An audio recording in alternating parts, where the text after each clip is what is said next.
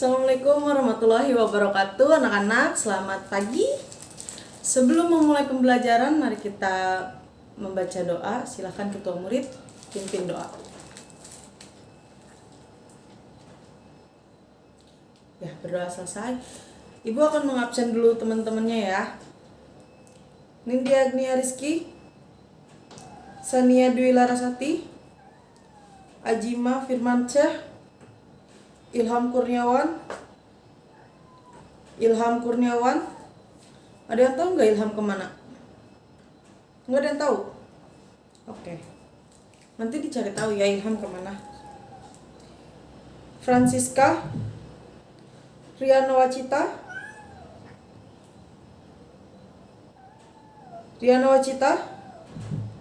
nggak ada juga. Irfan sakit. Oke. Minggu lalu kan kita sudah membahas tentang anekdot. Minggu ini kita beranjak ke cerita rakyat. Untuk cerita rakyat, Ibu sebelumnya akan membacakan dulu kompetensi inti dan kompetensi dasar yang perlu kalian ketahui nih. Untuk apa sih belajar cerita rakyat itu gitu. Kompetensi intinya adalah menghayati dan mengamalkan perilaku jujur, disiplin, tanggung jawab, peduli, gotong royong, kerjasama, dan toleransi. Itu sudah pasti, setiap pelajaran kita akan pelajari itu. Lalu, memahami, menerapkan, menganalisis pengetahuan faktual, konseptual, dan prosedural. Selanjutnya, mengolah, menalar, dan menyaji dalam ranah konkret dan ranah abstrak terkait dengan pengembangan dari yang dipelajari di sekolah. Nah, kalau kompetensi dasarnya nih, ada kompetensi dasar 3.7 yaitu mengidentifikasi nilai-nilai kebahasaan yang ada dalam cerita rakyat atau hikayat. 3.8 membandingkan nilai-nilai dan kebahasaan cerita rakyat dan cerpen. Lalu ada 4.7 menceritakan kembali isi cerita rakyat atau hikayat yang didengar dan dibaca. 4.8 mengembangkan cerita rakyat atau hikayat ke dalam bentuk cerpen dengan memperhatikan isi nilai-nilai yang tadi kita pelajari. Lalu yang pertama, cerita rakyat itu apa sih? Ada yang tahu nggak sebelumnya cerita rakyat itu apa?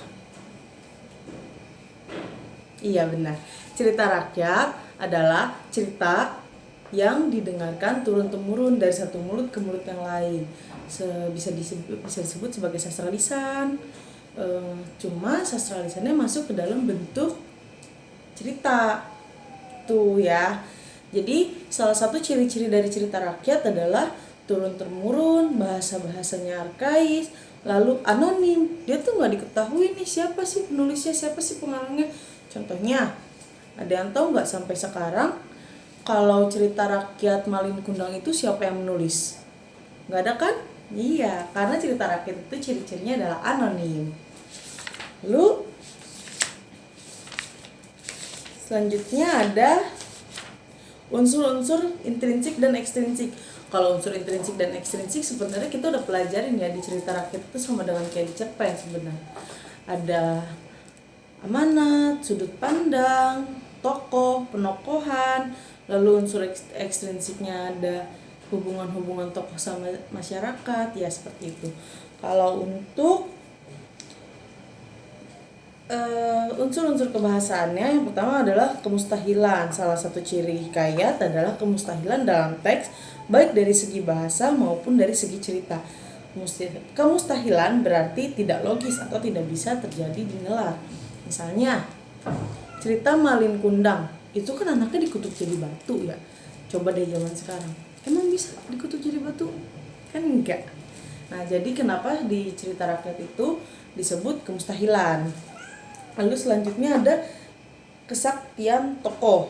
Kalian pasti sering banget nih denger naga terbang, ikan ngomong, terus si kancil yang ngobrol sama buaya, ya kan?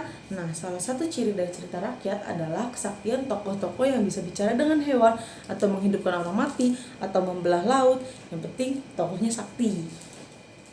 Lalu ada anonim, seperti yang tadi Ibu katakan. Kalau untuk cerita rakyat atau hikayat, pengarangnya tidak diketahui. Karena itu cerita turun-menurun. Misalnya, Ibu menceritakan nih, ada cerita bla bla bla bla bla ke Francisca. Francisca cerita lagi ke Ilham. Ada cerita bla bla bla bla bla Nah terus tuh Ilham ke cerita ke temennya cerita ke temennya lagi cerita ke temennya lagi.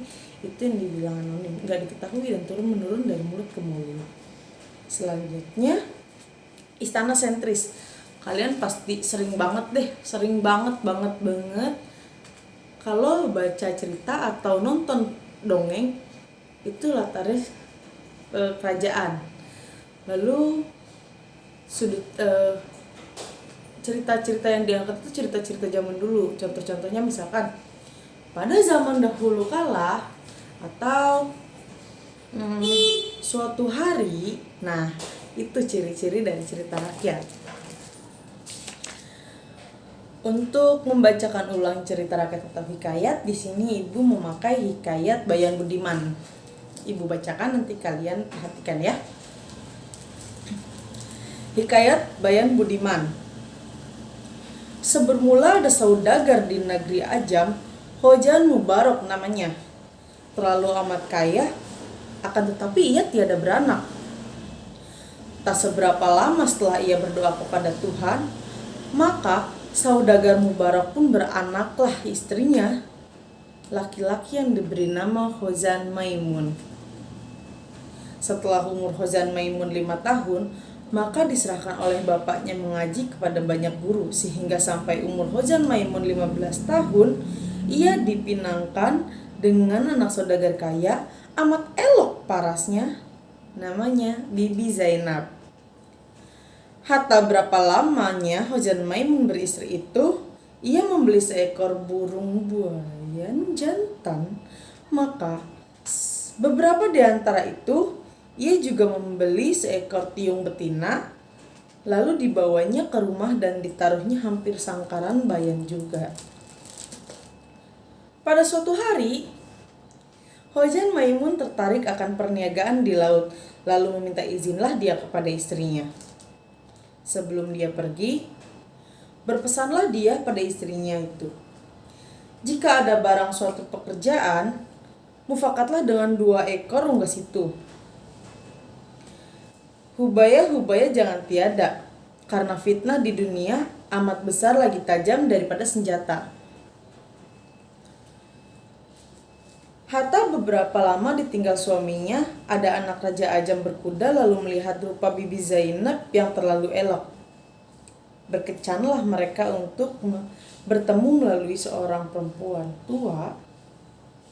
Maka pada suatu malam, pamitlah Bibi Zainab kepada burung tiung itu hendak menemui anak raja itu.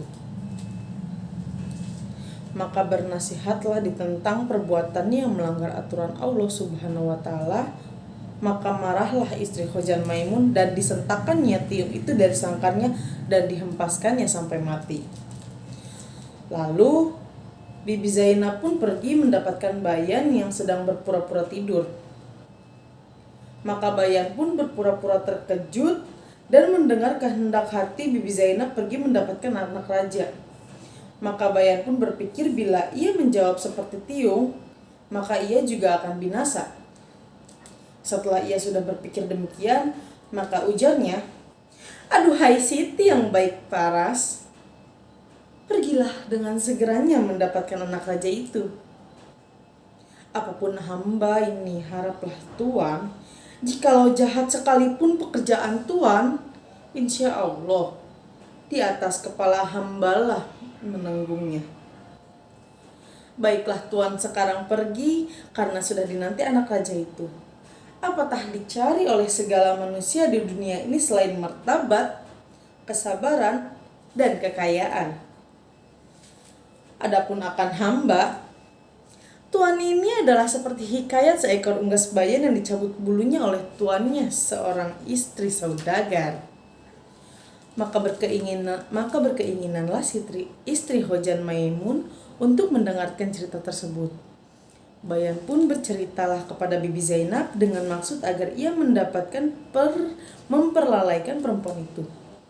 Hatta setiap malam, Bibi Zainab yang selalu ingin mendapatkan anak raja itu dan setiap berpamitan dengan bayan, maka berceritalah ia hingga sampai 24 kisah dan 24 malam. Burung tersebut bercerita hingga akhirnya lah Bibi Zainab pun insaf terhadap perbuatannya dan menunggu suaminya Hojan Maimun pulang dari rantauan. Burung Bayan tidak melarang, malah dia menyuruh Bibi Zainab meneruskan rencananya itu, tetapi dia berjaya menarik perhatian serta melalaikan Bibi Zainab dengan cerita-ceritanya. Bibi Zainab terpaksa menanggung dari satu malam ke malam berikutnya dengan putra raja. Begitulah seterusnya sehingga Hoja Maimun pulang dari pelayarannya. Bayan yang bijak bukan saja dapat menyelamatkan nyawanya tetapi juga dapat menyekat istri tuannya daripada menjadi istri yang curang. Dia juga dapat menjaga nama baik tuannya serta menyelamatkan rumah tangga tuannya. Antara cerita Bayan itu ialah mengenai seekor bayan yang mempunyai 3 ekor anak yang masih kecil. Ibu Bayan itu menasihati anak-anaknya supaya jangan berkawan dengan anak cerpelai yang tinggal berhampiran. Ibu Bayan telah bercerita kepada anak-anaknya tentang seekor anak kera yang bersahabat dengan seorang anak saudagar.